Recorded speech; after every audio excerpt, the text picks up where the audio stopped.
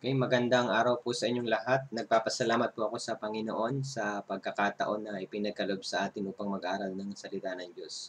So bago po tayo magsimula, tayo pong lahat ay yumuko at tayo po ay manalangin. Ama naming banal na dakila at makapangyarihan sa lahat, na may likha ng langit at ng lupa, salamat po Panginoon sa oras na ito na ipinagkaloob mo po sa amin na kami po ay nagsama-sama upang mag-aral po ng iyong salita. Kami po, Panginoon, ay nagpapasalamat dahil po sa dakilang biyaya na ipinagkaloob mo po sa amin. Bagamat kami po ay dating mga miserableng makasalanang patungo doon sa walang hanggang impyerno, ay nahabag ka sa amin, Lord, at tinugos mo po kami sa pamamagitan ng iyong banal na dugo sa lahat ng aming mga kasalanan. Kaya Lord, salamat po sa biyayang ito.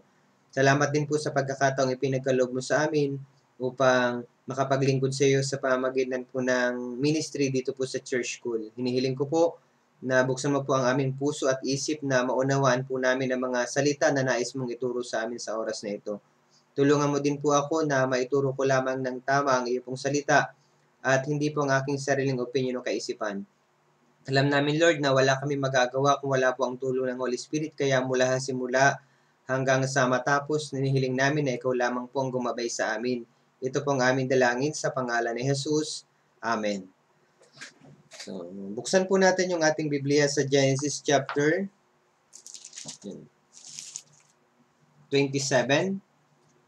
So, verse 18 hanggang verse 23. So, ang pag-aaralan po natin ngayon yung Genesis chapter 32, verse 1 hanggang chapter 33 hanggang verse 20. Pero, bago tayo dumako doon, pag-aaralan muna natin, pag-isipan muna po natin yung buhay ni Jacob. So, sa pamamagitan po ng buhay ni Jacob, maunawaan natin yung tungkol sa ating buhay Kristiyano. Kumbaga, makakuha po tayo ng mga aral sa buhay ni Jacob, aral na tungkol sa ating buhay Kristiyano. May kita natin kay Jacob yung paglalaban ng pagnanasa ng laman at pagnanasa ng espiritu. May kita din po natin sa buhay ni Jacob kung ano yung buhay natin nung dati nating buhay bago tayo maligtas at buhay pagkatapos na maligtas.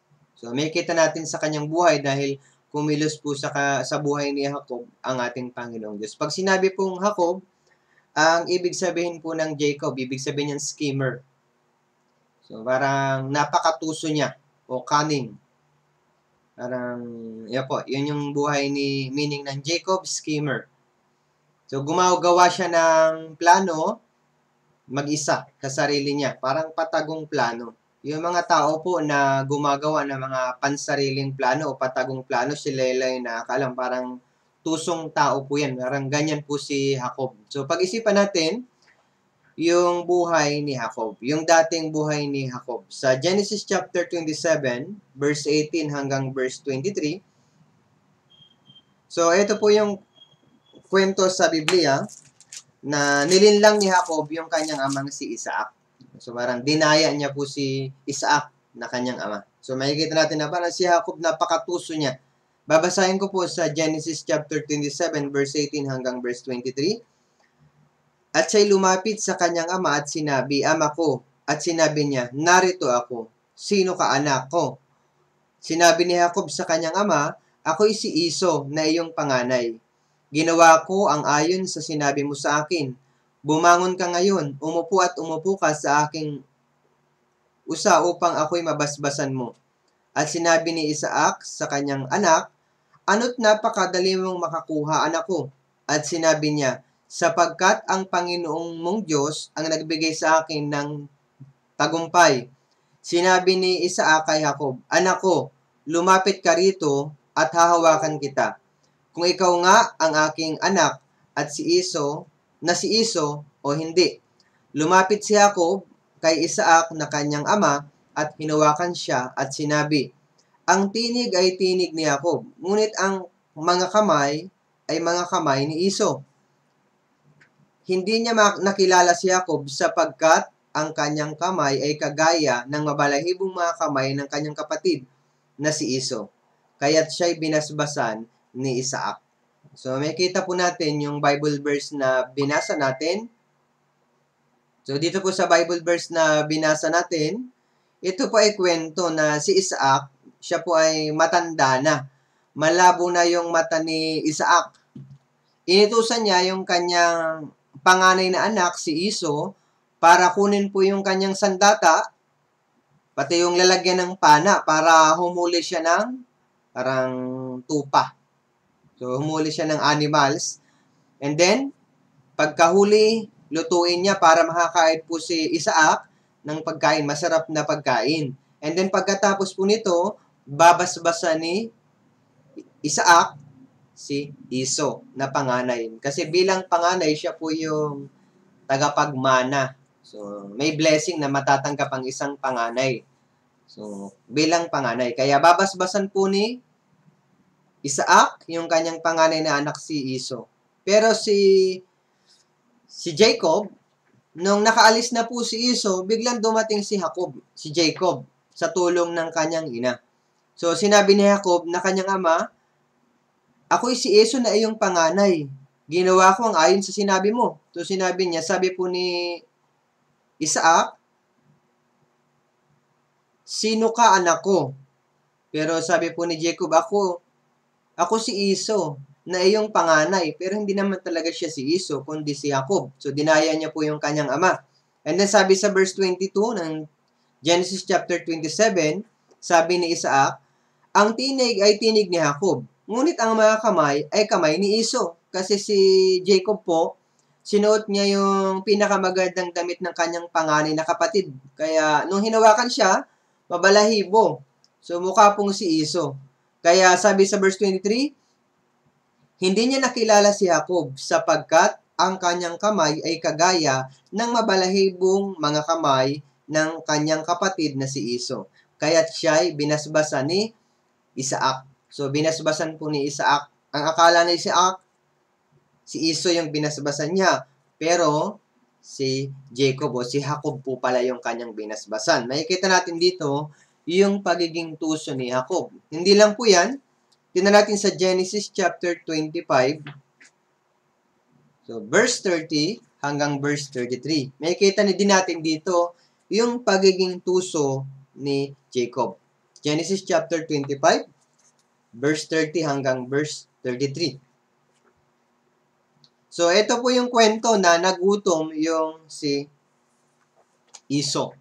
Nung nagutom po siya, humingi siya ng pagkain kay Jacob. Tingnan natin yung nangyari sa Genesis chapter 25, verse 30 hanggang verse 33. So, sinabi ni Iso kay Jacob, pakainin mo naman ako nitong mapulang nilaga, sapagkat ako'y gutom na gutom. Dahil dito ay tinawag ang kanyang pangalan na Edom. Sinabi ni Jacob, ipagbili mo muna sa akin ngayon ang iyong pagkapanganay. Sinabi ni Iso, ako'y malapit nang mamatay. Ano ang mapapakinabang ko sa pagkapanganay? Sinabi ni Jacob, isumpa mo muna sa akin. At sumumpa siya sa kanya at kanyang ipinagbili ang kanyang pagkapanganay kay Jacob. So may kita po natin na gutom dito si Iso. Pero sa sobrang gutom niya, sinamantala po ito ni Jacob. So, sabi ni Iso, pakainin mo naman ako nitong mapulang nilaga sapagkat ako'y gutom na gutom. Pero anong kondisyon po na binigay ni Jacob? Ipagbili mo muna sa akin ng ngayon ang iyong pagkapanganay. So, makikita natin na grabe yung pagnanais ni Jacob sa pagkapanganay. Kasi yung panganay, siya po ay tagapagmana. So, may blessing, tagapagmana. So, ngayon si Iso, sa halip na bigyan niya po ng pagkain, yung kanyang kapatid na panganay, gumawa siya ng kondisyon. At hindi lang po yon.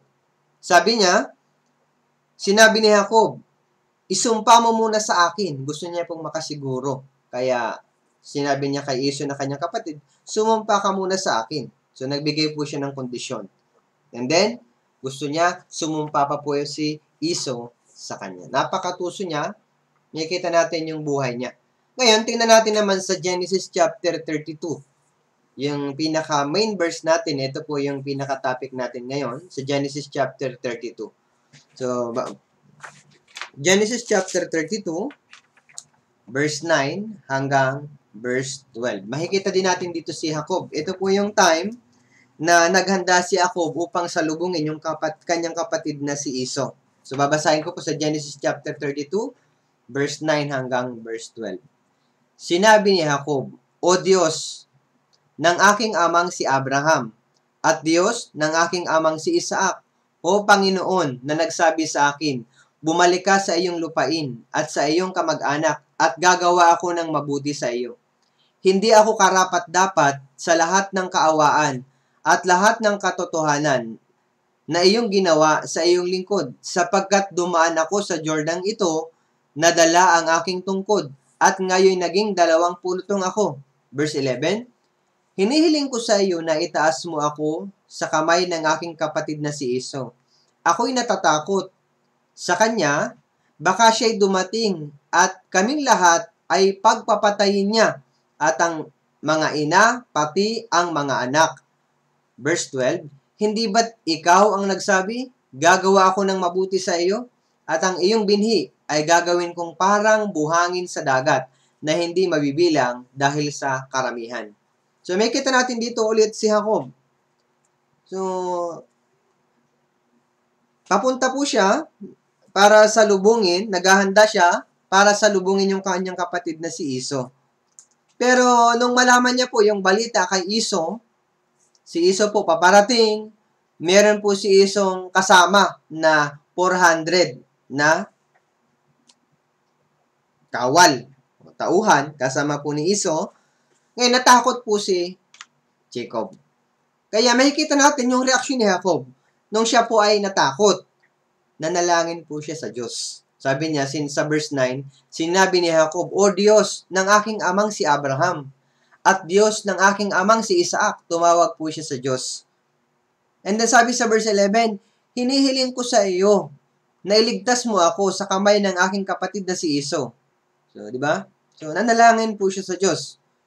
Ganun pa man, makikita natin yung katangian ni Jacob, kahit na nanalangin siya sa Diyos, siya po ay nagtitiwala pa rin sa kanyang sarili. Hindi siya lubos na nagtiwala sa Diyos. Kaya tingnan natin, pagkatapos niyang manalangin, anong ginawa ni Jacob? Siya po ay gumawa ng kanyang sariling pamamaraan. Verse 13, Genesis chapter 32, verse 13 hanggang verse 19, makikita natin yung paraan na ginawa ni Jacob pagkatapos na manalangin siya. Verse 13 hanggang 19, babasahin ko po. Siya'y namalagi roon ng gabing iyon at kumuha siya ng pangregalo mula sa kanya para sa kanyang kapatid na si Esau. 200 kambing na babae, 20 lalaking kambing, 200 tupang babae, at 20 tupang lalaki, 30 kamelyong inihain kasama ang kanilang mga anak, 40 baka at 10 toro, 20 babaeng asno at 10 lalaking asno. Ang mga iyon ay ibinigay niya sa kanyang mga alipin. Ang bawat kawan ay nakabukod at sinabi niya sa kanyang mga alipin, lumampas kayo sa aking unahan at lagyan ninyo ng pagitan ang bawat kawan. Iniutos niya sa una, kapag ikaw ay natagpuan ni Esau na aking kapatid at tanungin ka, kanino ka, saan ka pupunta, at kanino itong nasa unahan mo, kung magkagay sabihin mo, sa iyong lingkod na si Jacob. Ito ay isang regalo na padala para sa aking Panginoong si Esau. At bukod dito, siya'y nasa hulihan namin. Gayon din iniutos niya sa ikalawa, sa ikatlo, at sa lahat ng sumusunod na nasa kawan na sinasabi, sabihin mo ang gayunding bagay kay Esau kapag nakasalubong ninyo siya. So, may kita natin si Jacob.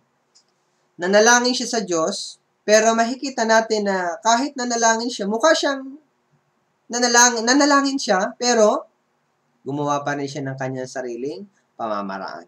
Minsan, nangyayari po ito sa ating buhay Kristiyano. Mukhang nagtitiwala siya sa Diyos, pero gumawa pa rin siya ng sarili niyang paraan kung paano niya malulusutan yung problema niya sa kanyang kapatid na si Esau. Kumbaga, may kita natin ito na nangyayari sa ating buhay Kristiyano. Minsan, nananalangin tayo sa Diyos.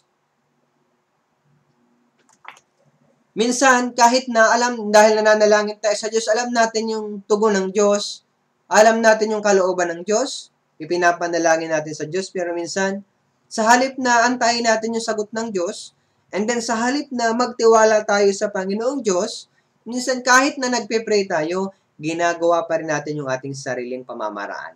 Minsan nagmamadali tayong sa sagot ng Panginoong Diyos. Dahil nagmamadali tayo sa halip na antayin natin yung sagot ng Diyos, gumagawa tayo ng ating sariling pamamaraan, and then yung pamamaraang ito ay hindi ayon sa kalooban ng Diyos. Ang ibig sabihin po nito, hindi tayo nagtitiwala sa Panginoong Diyos. Gaya ni Iso, mukha siyang nanalangin sa Diyos. Pero, nagtiwala siya sa kanyang sariling pamamaraan. Ano po yung ginawa niyang paraan? Naganda siya ng mga regalo, and then, nagbigay siya ng instruction doon sa kanyang mga alipin kung ano yung dapat nilang gawin. Yun po ay ayon sa kanyang sariling pamamaraan. Na minsan, yan, nangyayari po sa ating buhay Kristiyano. Sa ganitong paraan, kung aasa po tayo sa ating sarili, sa halip na hintayin natin yung sagot ng Diyos, so nagpapakita ito na wala tayong tiwala sa Panginoong Diyos. Nagtitiwala tayo sa ating sarili. Halimbawa, sa ating buhay Kristiyano. So minsan, lalo na ngayon, medyo mahirap po ang buhay. Maraming Kristiyano yung naghahanap ng trabaho. Minsan, na-experience ko po yan. May mga brothers and sisters. So, mahirap talaga yung sitwasyon. And then, Pastor, humihingi po ako ng prayer request. Pakipag-pray po ako na makahanap po ako ng trabaho. Ano po ba ang dapat kong gawin? And then, ayon sa salita ng Diyos, so alam natin na hindi dapat, kailangan natin ng trabaho, pero dapat i-check natin yung trabaho na papasukin natin. Meron ba tayong oras sa Diyos? Doon ba sa trabahong ito, hindi ko ba mapapabayaan yung aking buhay Kristiyano? May oras ba ako na makinig ng salita ng Diyos? Available ba ito pag linggo?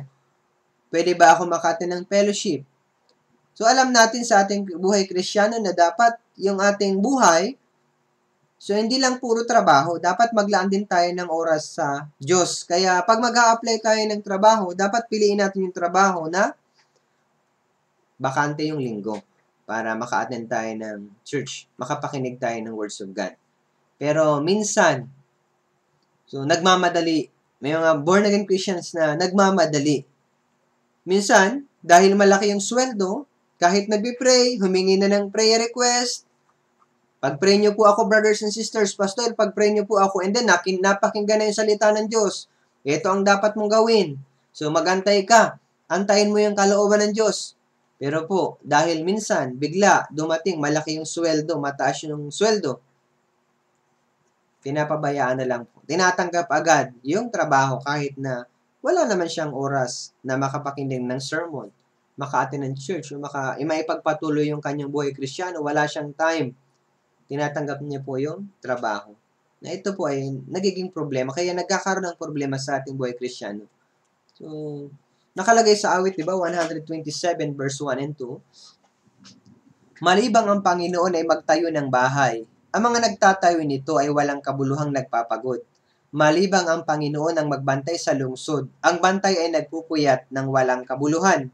Walang kabuluhan na kayo bumabangon ng maaga, at malalim na ang gabi kung magpahinga, na kumakain ng tinapay na mga pagpapagal, sapagkat binibigyan niya ng tulong ang kanyang minamahal. So sabi niya, malibang ang Panginoon magtayo ng bahay, ang mga nagtatayo nito walang kabuluhang nagpapagod. Malibang ang Panginoon magbantay sa lungsod, yung bantay nagpupuyat ng walang kabuluhan. So kahit na marami tayong plano o gawin o trabaho, kung hindi po ito ayon sa kalooban ng Diyos, so hindi natin kasama ang Diyos, ito po ay walang kabuluhan.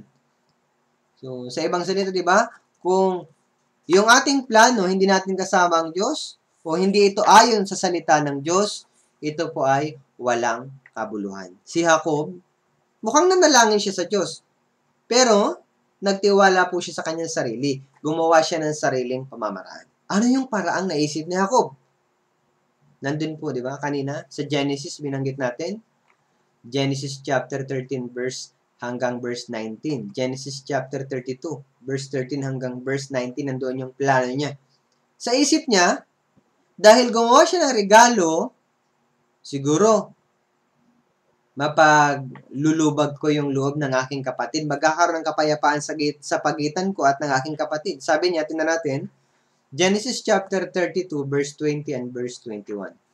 At sabihin ninyo, bukod dito, ang inyong lingkod na si Jacob ay nasa hulihan namin, sapagkat kanyang iniisip, baka mapaglubag ko ang kanyang galit sa pamamagitan ng regalo na ipinauna ko, at pagkatapos ay makikita ko ang kanyang mukha. Marahil ay tatanggapin niya ako. Kaya't ang regalo ay ipinadala na nauna sa kanya, at siya'y nanatili sa kampo ng gabing iyon. So, makikita po natin.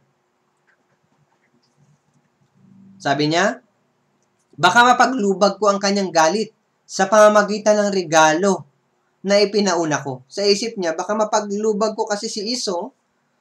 Alam natin si Esau, namumuhay siya para, kumbaga, kung spiritually, si Jacob and Esau. Si Esau, noong nakaraan, pinag-aralan natin, forsook. Kumbaga, tinanggihan niya yung blessing. Spiritual blessing, mas tinanggap niya yung material blessing o physical blessing. Kaya naisip ni Jacob, mag-prepare kaya ako ng regalo. Maganda po yung idea na naisip ni Jacob sa isip niya. Gumawa siya ng kanyang sariling paraan. Minsan, ganito nangyayari sa ating buhay Kristiyano. So, sa isip natin, masosolve yung problema gamit ang ating sariling paraan. Minsan, para tayo si Jacob. May mga umaaway sa atin. May mga nagagalit sa atin. And then, maaaring isipin natin, ano kaya ang solusyon? Bigyan ko kaya ng regalo. Minsan may mga napupuot sa atin. Maaari tayong gumawa ng sarili nating paraan. Pero anong dapat talaga nating gawin? Kailangan i-check po natin yung ating sarili. Si King Solomon, kung titignan natin, sa unang hari, chapter 11, verse 6. So, si Solomon po, nagkaroon siya ng kaaway. Bakit kaya? Tingnan natin. Unang hari, chapter 11, verse 6, babasahin ko. Sagay, gumawa si Solomon ng masama sa paningin ng Panginoon, at hindi lumubos na sumunod sa Panginoon, gaya ng ginawa ni David na kanyang ama. So, makikita natin ito, si Solomon daw po ay hindi lubos na sumunod sa Panginoon. So, si Solomon nag-disobey siya sa God. So, hindi naging maayos yung relasyon niya sa Diyos. Kapag ganito, magkakaroon po ng mga problema. Kaya ano nangyari? Sa verse 1 King, chapter 11, verse 9.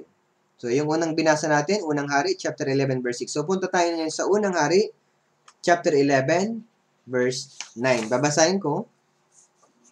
Kaya't ang Panginoon ay nagalit kay Solomon, sapagat ang kanyang puso ay lumayo sa Panginoon, sa Diyos ng Israel na nagpakita sa kanya ng 2 ulit. So, yun daw puso ni Solomon lumayo.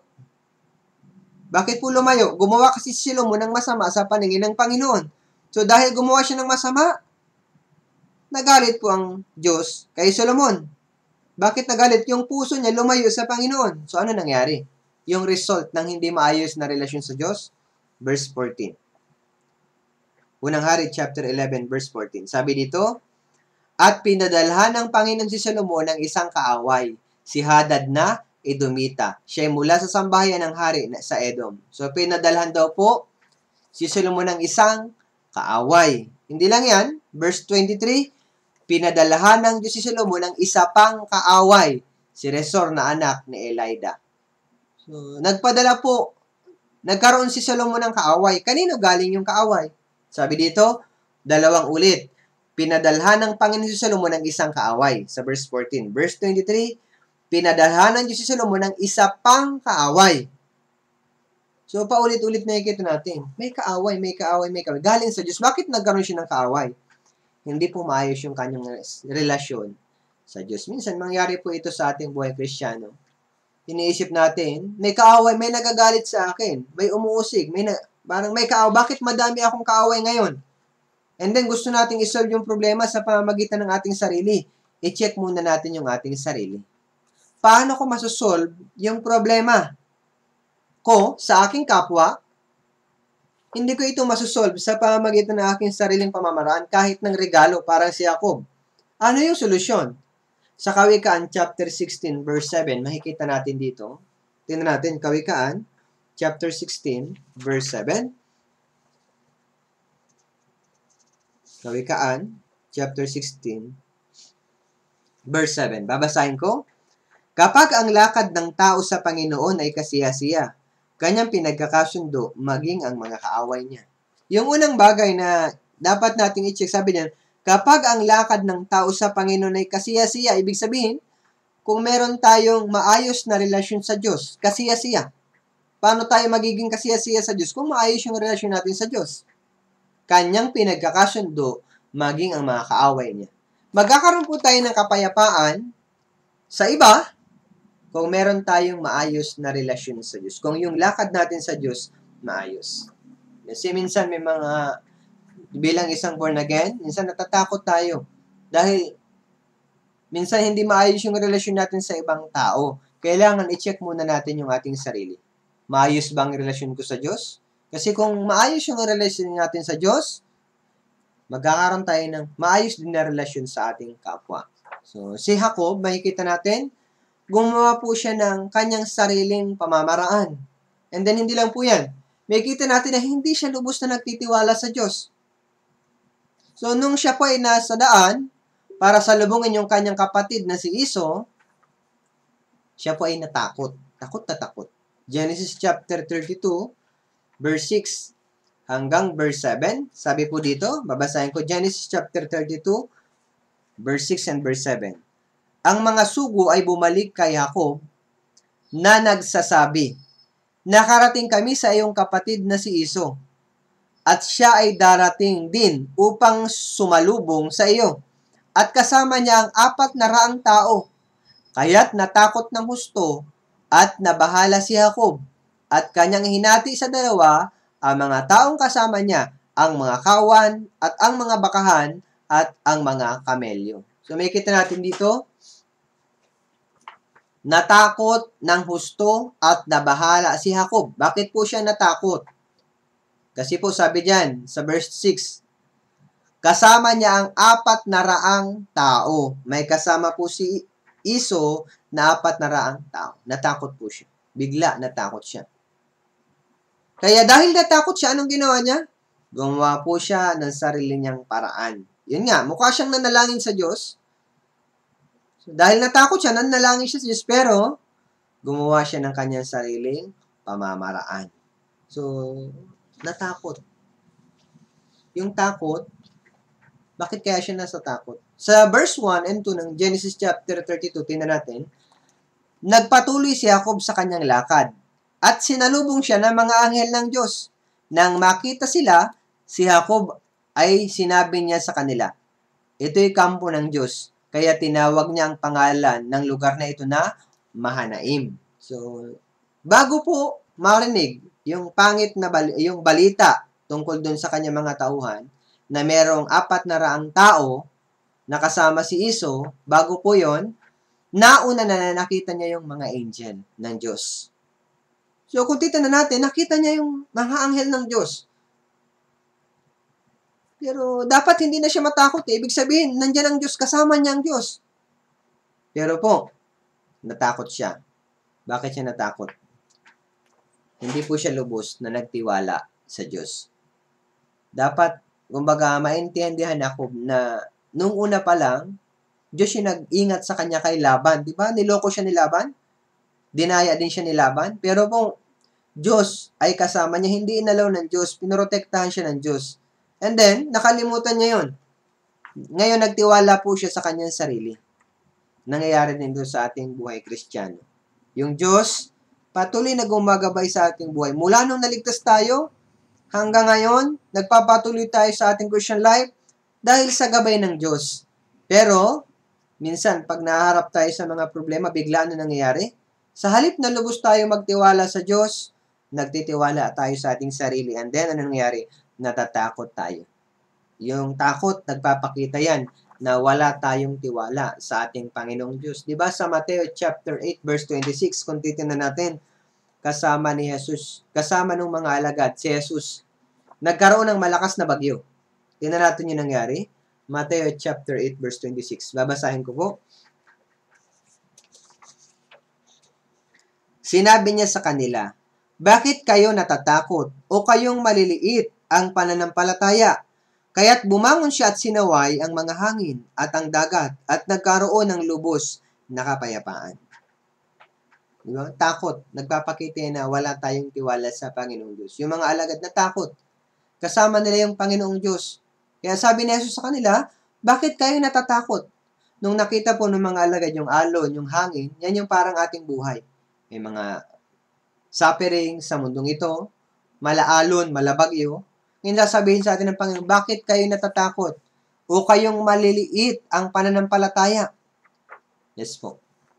So, yung takot nagpapakita ng kawalan ng pananampalataya. May mga tao na natatakot saan? Minsan, naka-attend na ng Bible seminar, takot pa rin sa impyerno. Bakit po? Hindi naniniwala sa salita ng Diyos. Minsan, takot. Takot saan? Sa evangelism. Bakit? So, kasama natin ang Diyos. Kung kasama natin ang Diyos, yung mga alagad, pagkatapos na namatay yung Panginoon, nawala sa kanila yung takot. Nung una, takot sila. Pero nakita yung Panginoon muling nabuhay, nagkaroon sila ng tapang na mangaral sa mga sinagoga. Nawala na yung takot. Sabi sa atin, huwag tayong matakot sa tao. Diba? Sabi, huwag niyong katakutan ng pumapatay ng katawan. Katakutan niyo siyang makakapatay ng kaluluwa at ng katawan sa impyerno. Si Jacob po, yung buhay ni Jacob ay buhay din natin. Yung buhay ni Jacob, makikita natin, siya po ay napauna, siya po ay parang dinaya niya. Schemer siya. Dinaya niya yung kanyang ama si Isaac. Napakatuso niya. Kumbaga, may kondisyon yung ginagawa niya kay Ison nung humingi si Ison ng pagkain. Nagbigay siya ng kondisyon para makuha yung pagkapanganay. Pangatlo, nagtiwala siya sa kanyang sarili. Mukhang nanalangin siya sa Diyos. Mukhang hinihingi niya yung tulong ng Diyos, pero may sarili siyang paraan na ginawa. And then, hindi siya lubos na nagtiwala sa Diyos. So, sa isip niya, sa pamamagitan ng kanyang regalo, mapapanalubag niya yung loob ng kanyang kapatid sa pamamagitan ng regalo. Hindi siya lubos na nagtiwala sa Diyos. Bakit po? Takot siya. Kung nagtitiwala siya sa Diyos, hindi na dapat siya matakot. Pero nagtiwala siya sa Diyos. Kaya yung buhay ni Jacob, yan yung buhay natin. Minsan, lalo na nang hindi pa po tayo ligtas. Diba? Si Jacob, kung titignan natin yung buhay ni Jacob, siya po yung pangalawang anak. Hindi siya karapat-dapat sa pagpapala na matatanggap ng isang panganay kasi yung panganay, siya po yung tagapagmana. Si Jacob, hindi siya tagapagmana. Ikalawang anak siya. Pero, nakuha niya po yung pagkapanganay. Parang tayo din po. Dati, hindi tayo karapat-dapat sa gantimpala ng Panginoong Diyos. Patungo tayo dun sa wala hanggang impyerno. Pero kahit hindi tayo karapat-dapat, iniligtas tayo ng Panginoong Diyos. Tinubos tayo ng Panginoon mula sa lahat ng ating mga kasalanan. So, and then ngayon, naglalakad tayo sa ating lakad bilang isang sa ating buhay Kristiyano. So, dapat sumunod tayo sa kalooban ng Diyos. Pero, sa halip na sumunod sa Diyos, minsan, nagtitiwala po tayo sa ating sarili, parang si Jacob. Minsan, nananalo yung pagnanasa ng laman, para pong si Jacob. Ngayon, pag-isipan natin ito. Genesis chapter 32, verse 22 hanggang verse 24. Babasahin ko po. Nang gabing iyon, siya'y bumangon at isinama niya ang kanyang dalawang asawa, ang kanyang dalawang aliping babae at ang kanyang 11 anak at tumawid sa tawiran ng Jabok. Verse 23, sila'y kanyang isinama at itinawid sa batis at kanya ring itinawid ang lahat ng kanyang ari-arian. Verse 24, naiwang nag-iisa si Jacob at nakipagbuno sa kanya ang isang lalaki hanggang sa magbubukang liwayway. So, nung mag-isa na lang po si Jacob, nakipagbuno sa kanyang isang lalaki. Ito po yung God. Yung Diyos, nakipagbuno kay Jacob. Kailan? Nung nag-iisa po si Jacob. Pero, sa halip na sumuko si Jacob sa pakikipagbuno ng Diyos sa kanya, anong ginawa ni Jacob? Parang, nag-refuse siya. Refuse to yield or hindi siya sumuko. Nakipagbuno siya hanggang magbubukang liwayway. So, makikita natin dito, parang ganito yung ating Christian life. Yung Diyos nakikipagbuno sa atin araw-araw. Sa halip na isuko natin yung pagnanasa ng laman, magpakumbaba tayo, pinipilit natin yung ating sariling opinion. Sabi po sa unang Pedro, chapter 2, verse 11, mga minamahal, ipinapakiusap ko sa inyo bilang mga dayuhan at ipinatapon na kayo'y umiwas sa mga pagnanasa ng laman na nakikipaglaban sa kaluluwa. So, umiwas tayo sa pagnanasa ng laman na nakikipaglaban sa kaluluwa. Naglalaban po yung ating laman at yung pagnanasa ng ating kaluluwa.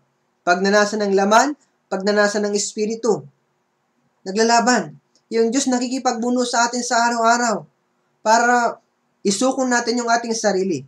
Huwag nating ipilit yung ating sariling opinion. Pero po, pinipilit minsan, gaya ni Jacob, pinipilit natin yung ating sarili.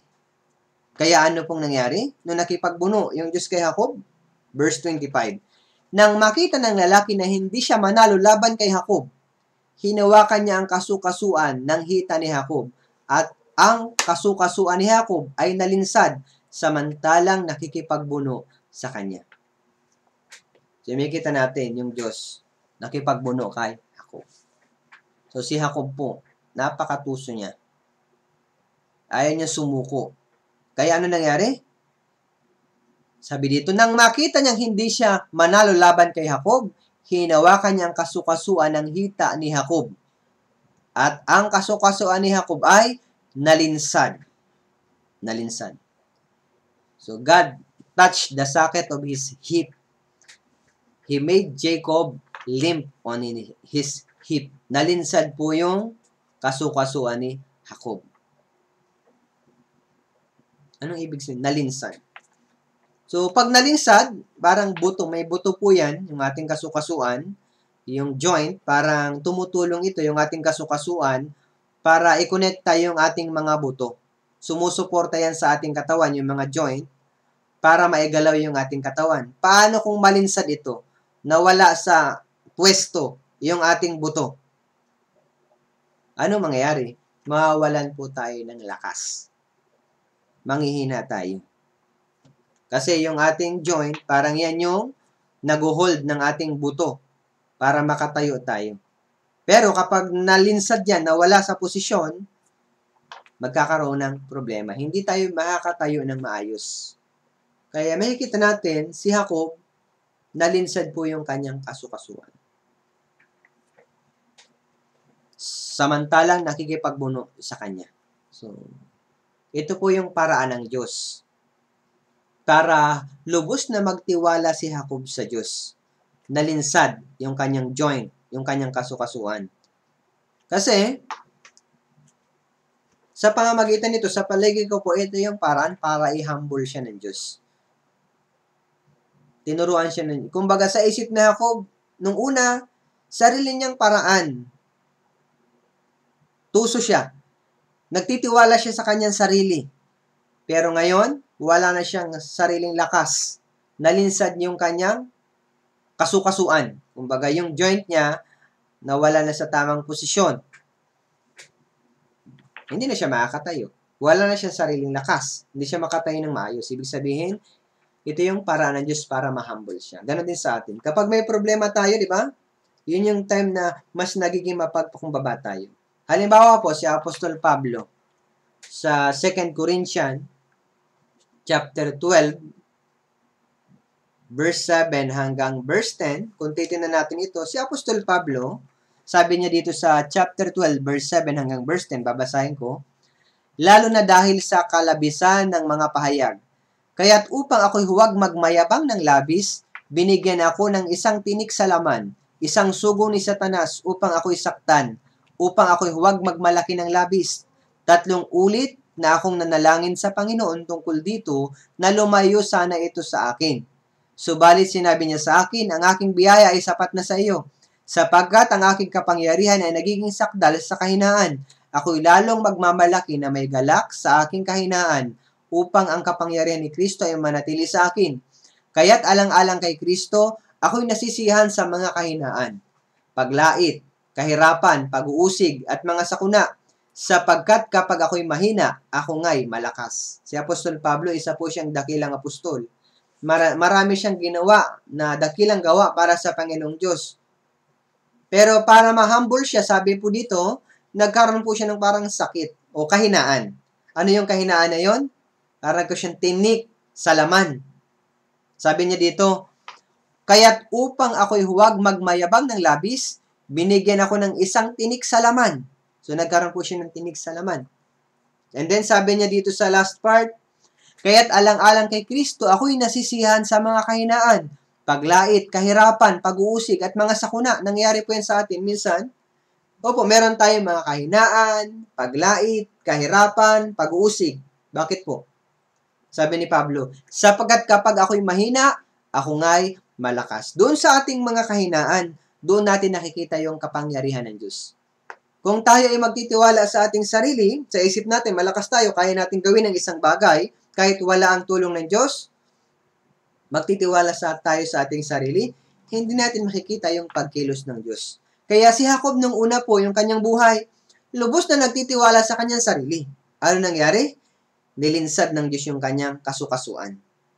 Yung kanyang kasukasuan. Nalinsad. So, ibig sabihin, parang hindi siya makalakad ng maayos. Yan yung way ng God. Para maging humble tayo. Magtiwala tayo sa Diyos. Kaya ano nangyari? Nung nalinsad, yung kanyang kasukasuan, verse 26 and 27, sinabi niya, bitawan mo ako, sapagkat magbubukang liwayway na. At sinabi ni Jacob, hindi kita bibitawang, malibang ako ay basbasan mo. Sinabi ng lalaki kay Jacob, ano ang iyong pangalan? At kanyang sinabi, Jacob. So, makikita natin dito, Jacob, lagi siya nagtitiwala sa kanyang sarili. Pero makikita natin dito, sabi niya, hindi kita bibitawan, malibang ako'y basbasan mo. Parang dito, makikita natin na hinihingi niya yung basbas ng Diyos. Ibig sabihin, hindi siya magtatagumpay kung wala yung basbas ng Diyos. Noong una, kahit walang basbas, gumagawa siya ng mga plano niya. Ngayon sabi niya, hindi kita bibitawan. Malibang ako'y basbasan mo, hinihingi niya na yung basbas ng Diyos. Alam natin na wala tayong magagawa kung wala ang tulong ng Diyos. Sabi niya, hindi kita bibitawan, malibang ako'y basbasan mo. Kailan niya to sinabi? Nung nalinsad yung kanyang kasukasuan. Na-realize niya na hindi siya makakatayo kung wala ang Diyos. Naging humble na po siya. Parehas din sa ating buhay Kristiyano. So, yung Diyos, nakikipagbuno sa atin lagi. Gusto ng Diyos, isuko natin yung ating sarili. Wala tayong magagawa kung wala ang tulong ng Panginoong Diyos. And then si Jacob, makikita natin dito, kumbaga parang nagsisisi na siya, sabi ng Diyos, sabi dito, sinabi ng lalaki kay Jacob, ano ang pangalan mo? At kanyang sinabi, Jacob. So, Jacob, sinabi niya, yung kanyang pangalan, Jacob, parang sinasabi niya, anong ibig sabihin ng Jacob? Di ba? Schemer. Ako ay isang schemer. Ako ay isang tuso. Schemer ako. Kumbaga, naunawaan niya yung kanyang kahinaan. Parang nagre-repent na siya sa God. Na inaamin niya na yung kanyang kahinaan. Ako ay isang schemer. Ito ako. Ito yung buhay ko. Kailangan natin, parang ganito po, yung kinakailangan natin gawin sa harapan ng Diyos. Na aminin natin yung ating kahinaan sa Diyos. Lord, ako ito. Mahina ako. Ganito ako. Nung inamin niya o nagsisi siya sa kanya mga pagkakamali, parang ganun po ang nangyari, nagpakumbaba siya sa Diyos, sinabi niya ako, Jacob, schemer ako. Ano nangyari po? Verse 28. Genesis chapter 32, verse 28. Sinabi niya, ang iyong pangalan ay hindi natatawaging Jacob, kundi Israel, sapagkat ikaw ay nakipaglaban sa Diyos at sa mga tao, at ikaw ay nagtagumpay. So sabi diyan, ang iyong pangalan hindi natatawaging Jacob, kundi Israel. Opo, Jacob. Ano ibig sabihin ng Jacob? Schemer. Ano daw itatawag sa kanyang bagong pangalan? Israel. Pag sinabing Israel, ang meaning niyan, God rules o God govern. Diyos ang namamahala. So, sa harapan ng Diyos, makikita natin dito, kung hindi tayo magpapakumbaba sa Diyos, hindi magagabayan ng Diyos yung ating buhay. Hindi mag-govern ng Diyos yung ating buhay kung tayo po ay mapagmataas sa Diyos. Kung ipipilit natin yung ating sarili, pamamaraan sa Diyos, hindi mag-govern yung ating buhay. Para mag-govern o marul ng Diyos yung ating buhay, mahalaga na aminin natin yung ating kahinaan, magpakumbaba tayo sa Diyos. Kung may mga mali sa ating buhay, kailangan ihingi natin ng tawad sa Panginoong Diyos. Ngayon si Jacob, na isang schemer, naging Israel. Na ang ibig sabihin, God rules. Ngayon nabago na si Jacob. Binago ng Diyos yung kanyang pangalan. Dati, parang nagpapakita yan na dati, sinusunod ni Jacob yung kanyang sariling pamamaraan. Pero ngayon, binago siya ng Diyos. Ibig sabihin, dapat lumakad na siya ng panibagong buhay. Dati Jacob, schemer. Ngayon, Israel, God rules. Dapat lumakad na siya ayon sa lakad na itinuturo ng Diyos sa kanya. May kita natin dito, nagsimula yung bagong buhay kay Jacob. Dapat lalakad na siya ayon sa kapangyarihan ng Diyos, hindi na ayon sa kanyang sariling kagustuhan. Kaya sa Genesis chapter 28 verse 29, si Jacob nag-prevail. Sabi dito, sinabi niya, ang iyong pangalan ay hindi na tatawaging Jacob, kundi Israel, sapagkat ikaw ay nakipaglaban sa Diyos at sa mga tao, at ikaw ay nagtagumpay. Kaya siya'y tinanong ni Jacob, hinihiling ko sa iyo na sabihin mo sa akin ang iyong pangalan. At kanyang sinabi, bakit tinatanong mo ang aking pangalan? At siya'y binasbasan doon. Sabi diyan, ikaw ay hindi natatawaging Jacob, Israel na. Sapagkat ikaw ay nakipaglaban sa Diyos at sa mga tao at ikaw ay nagtagumpay at siya'y binasbasan. So, si Jacob po ay nagtagumpay. Saan? Nagtagumpay siya. Natanggap niya po yung blessing. Ano yung blessing? Napagtagumpayan niya yung kanyang sarili. Napagtagumpayan niya yung pagnanasa ng kanyang sarili. Natalo niya, dati sarili niyang pamamaraan yung sinusunod niya. Ngayon po, Diyos na. Nagtiwala niya siya ngayon sa Diyos. Yun po ay spiritual blessing. Yung ating buhay Kristiyano na nagtitiwala sa Diyos, blessing po yan. Kung yung ating lakad, di pagkakatiwala natin sa Diyos, hindi tayo magtitiwala sa ating sarili, yun ang tunay na blessing. Kung yung lakad po natin, sa pamamagitan ng ating sarili, lumalakad tayo kahit na parang nagtatagumpay tayo, hindi yung blessing kung sarili nating pamamaraan yung ginagawa natin. Yung tunay na blessing, yung buhay na nagtitiwala sa Diyos. Nakipagbuno ang Diyos sa Kanya. Nagtagumpay siya. So, ibig sabihin, huwag tayong lumakad sa ating pagnanasa ng laman. Sa unang Pedro chapter 4 verse 2, upang huwag na kayong mamuhay sa laman sa inyong nalalabing panahon ng masasamang pagnanasa ng mga tao, kundi sa kalooban ng Diyos. Sapat na ang nakaraang panahon sa paggawa ninyo ng mga gustong gawin ng mga hentil na namumuhay sa kalayawan, masasamang pita, paglalasing, kalayawan, pag-iinuman, at sa suklam-suklam na pagsamba sa mga Diyos-Diyosan. Opo. So, sapat na ang nakaraang panahon sa paggawa ninyo ng mga gustong gawin ng mga hentil. Opo. Yung buhay natin dati, namumuhay tayo sa mga bagay na mundong ito, sapat na yun. So, binago na tayo ng Diyos. Dati, Jacob, ngayon Israel. Tayo po, dati, sarili natin yung sinusunod natin. May bagong buhay na tayo. Kasama natin ang Diyos. So, nakikipagbuno sa atin ang Diyos. Kailangan, sumunod tayo sa kalooban ng ating Panginoong Diyos. So, natanggap natin yung kaligtasan. Unang blessing na natanggap natin, kaligtasan. Yun yung walang hanggang biyaya o blessing po yun. Pero pagkatapos na maligtas, patuloy na tumatanggap tayo ng blessing sa pamamagitan ng salita ng Diyos, ng fellowship, and then tinutulungan tayo ng Diyos na maligtas yung mga tao sa paligid natin na hindi pa naliligtas. Yun po ay blessing. Tayo po ay naging anak ng Diyos. So, dapat lumakad na tayo sa bagong buhay. Sabi dyan, sa Roma chapter 6 verse 4, kaya tayo ay inilibing na kasama niya sa pamamagitan ng bautismo tungo sa kamatayan, na kung paanong si Kristo ay muling binuhay mula sa mga patay sa pamamagitan ng kaluwalhatian ng Ama, gayon din naman, tayo makakalakad sa panibagong buhay. Bagong buhay na.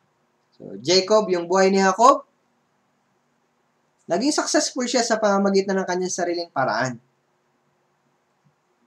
Pero, mali pong paraan yun. Pwede tayo maging successful sa mundong ito gamit yung ating sariling paraan. Pero pansamantala lang yan. Yung tunay na success ay yung kasama natin ng Panginoon Diyos. Kung ginagawa natin yung ating buhay Kristiyano na kasama ang Diyos, yun po yung tunay na success. So, marami pa tayong pamilya na hindi pa naliligtas. So, pinapanalangin natin yung mga pamilya natin hindi pa naliligtas. Ngayon, nasa pandemic tayo, naghihirap, hindi natin alam kung kailan matatapos ito. Kailangan magpatuloy tayo sa ating buhay Kristiyano. So, huwag tayong sumuko para matanggap natin yung blessing. So, si Jacob, sabi po doon kay Jacob, nagtagumpay siya. Ikaw ay nagtagumpay. Sapagkat ikaw ay nakipaglaban sa Diyos, ikaw ay nagtagumpay. So, ganun din po sa ating buhay Kristiyano. So, paano tayo magtatagumpay? Isa po sa napakahalaga na maunawa natin sa buhay ni Jacob, nakatanggap siya ng blessing. Bakit? Hindi po siya sumuko. Na para makuha niya yung blessing, hindi po siya sumuko. Nagtagumpay siya na matanggap yung blessing. Isang halimbawa, yun pong balot tsaka yung hukom, masamang hukom. Tingnan natin sa Luke chapter 18 verse 2. Ito isang halimbawa na hindi dapat tayo sumuko sa ating buhay Kristiyano. Sabi dito, sinabi niya, sa isang lungsod ay may hukom na hindi natatakot sa Diyos at walang taong iginagalang. At sa lungsod na iyon ay may isang babaeng balo na laging pumupunta sa kanya na nagsasabi, bigyan mo ako ng katarungan laban sa aking kaaway. May ilang panahon na siya'y tumatanggi, subalit pagkatapos ay sinabi niya sa sarili, bagamat ako hindi natatakot sa Diyos at hindi gumagalang sa tao, subalit dahil ginagambala ako ng balong ito, bibigyan ko siya ng katarungan. Kung hindi ay magsasawa ako sa kanya, patuloy na pagpunta rito. At sinabi ng Panginoon, pakinggan ninyo ang sinabi ng masamang hukom. At hindi ba bibigyan ng Diyos ng katarungan ang kanyang mga pinili na sumisigaw sa kanya araw at gabi? Kanya bang matitiis sila? Sinasabi ko sa inyo, mabilis niyang bibigyan sila ng katarungan. Gayunman, pagparito ng anak ng tao, makakatagpo siya, kaya siya ng pananampalataya sa lupa. So, may kita natin. So, yung balo, ginagambala niya palagi yung hukom, masamang hukom, na walang takot sa Diyos. Pero dahil sa kanyang pagagambala, paulit-ulit nakulitan na yung hukom doon sa balo. Kaya ano nangyari? Binigyan ng katarungan ng hukom, yun pong balo. Ganon din sa ating buhay Kristiyano. Paano tayo magtatagumpay sa ating buhay Kristiyano? Minsan, sa ating Christian life, may mga ipinagpipray tayo na hindi pa rin nasasagot. Minsan, tumitigil na tayo. Minsan, may ini-evangelize tayo, parang hindi maligtas. And then, sumusuko na tayo. Anong dapat natin gawin? Para matanggap natin yung sagot ng Diyos, kailangan hindi tayo tumigil. Lalo na po na nabubuhay tayo sa katapusan ng panahon, may mga ipinapanalangin tayo. Marami tayong prayer, kaligtasan ng miyembro ng ating pamilya, paglago ng church, kailangan tuloy-tuloy tayo. Gaya ng balong babae. And then, gaya din po ni Jacob. Nagtagumpay si Jacob, natanggap niya po yung blessings ng God. Natanggumpayan niya yung pakikipaglaban niya sa kanyang sarili.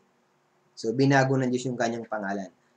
Imbis na Jacob, na schemer, nagipong Israel, God rules. So, ngayon, napakahalaga nito. Kahit na binago ng Diyos si Jacob bilang Israel, God rules. Paano kung mamumuhay pa rin siyang gaya ng Jacob? So, malaking problema po yan. So, ganun din sa atin. Tayo po ay under the rule of, nasa rule tayo ng God. Ngayon, kung hindi tayo magpapasakop sa Diyos, magkakaroon po ng problema sa ating buhay Kristiyano. Doon nagkakaroon ng problema kung hindi tayo nagpapasakop sa Panginoong Diyos. Kaya bilang anak ng Diyos, napakahalaga po ito sa atin. Nagpapasakop ba ako sa Diyos?